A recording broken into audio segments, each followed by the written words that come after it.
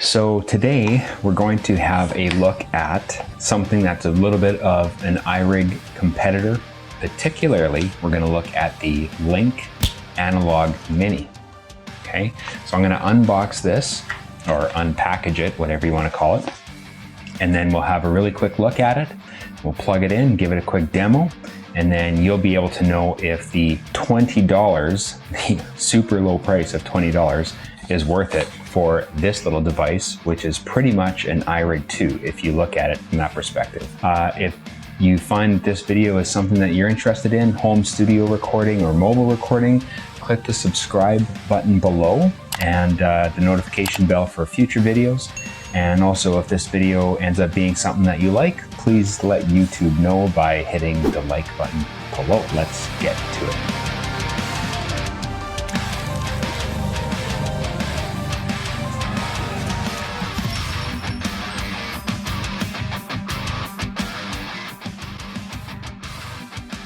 Now, I'll put the link in the description below so that you can check it out yourself.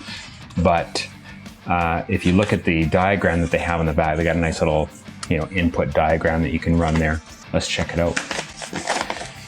Just grab this, give it a tear.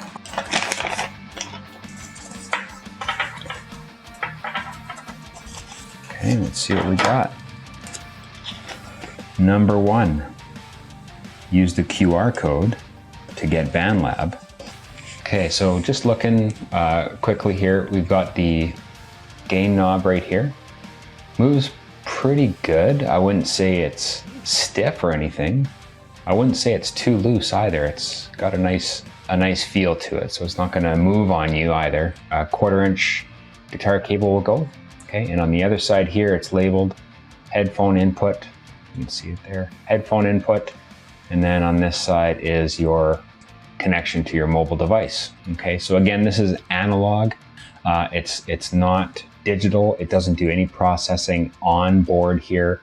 All the processing would be done within BandLab or GarageBand or whatever app you want to use it with, really, because it's just sending an audio signal into your mobile device. Let's give this a quick little test. We'll see what it's like. First thing we're going to do is we're going to get a pair of headphones, and you want an 1/8" 3.5mm jack to connect to the Analog Mini.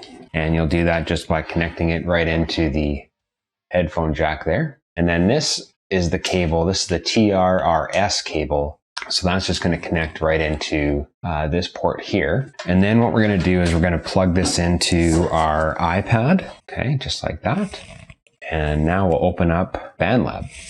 1/4" cable from my guitar into the bottom of the Link Mini. So now that we've got all that connected, the only thing left is this gain knob on the side here. Okay, so we'll be able to have a look at that.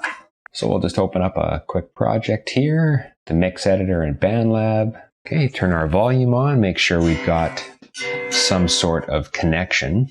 So what I'll do is just go to here. We can use the gain knob here to adjust our sound. What I did in BandLab is I just opened up here, I clicked on guitar, that gives me a new track. Okay, so it doesn't have any effects on here at all. If you wanted to do that, you can hit the effects.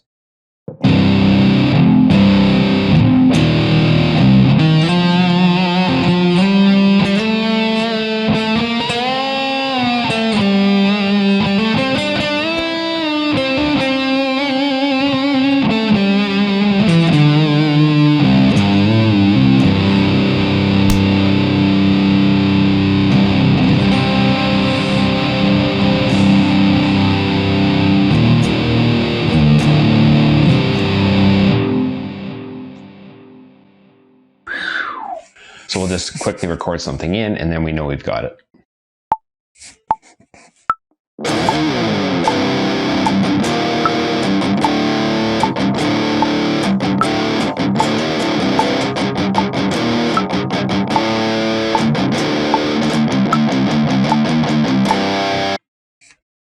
Let's see that.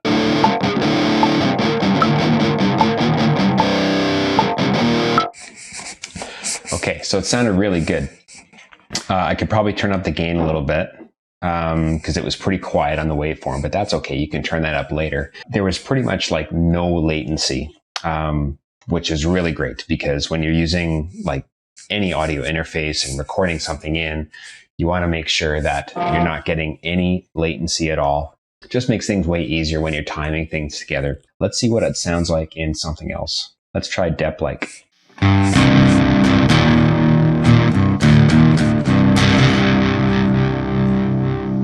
Turn the gain up a bit.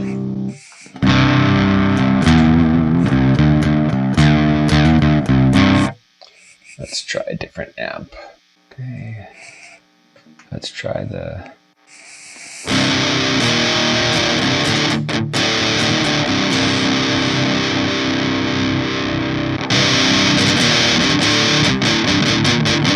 Sounds pretty good. You know what? This thing sounds awesome. Love it.